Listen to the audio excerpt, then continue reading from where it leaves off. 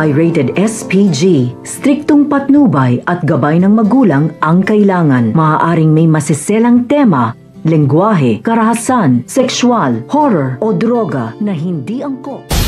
Sa kabila nga ng kasamaan nga nito ni Zoe, mas gusto pa nga nito ni Lynette na imbitahan nga ito nga si Zoe sa kanilang bahay para nga dito nga kay Doc Benitez. Subalit nagdududa naman nga ito nga sina Chang Susan at si Josa kung bakit gusto pa nga nito ni Lynette na imbitahan ito samantalang napakasama naman nga raw ng ugali nga nito. Hindi naman nga makasabat ito nga si Doc Benitez kahit gustong gusto niya na nga na ipagtanggol ang kanyang anak. Subalit itinatago niya na nga lang ito upang sa gayon hindi nga siya mabisto ni Lynette dahil kapag nangyari ito, malaking kaguluhan na posibilidad din na iwanan niya na nga ito nga si Doc Benitez. Sa kabilang banda naman ay papatawag na nga ng mga abogado ang mga tanyag at kabilang na nga rin ang anak nga nito ni Giselle. Magkakaharap nga muli sila dito, subalit dededmahin nga siya nito ni Justin.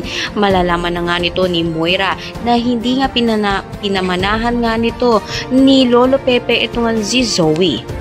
Magugulantang nga ito nga sina Giselle, Doc Tanyag at si Ana rin kung bakit nga ba hindi pinamanahan nga nito ni Lolo Pepe. Ito nga si Zoe. Kukutuban na nga kaya sila na may kinalaman nga ito nga si Zoe. Kaya naman nga hindi na pinamanahan nga nito ni Lolo Pepe. Ito nga si Zoe at matungklasan na nga nila na hindi naman ito tunay na ako. Lahat na yan, abangan.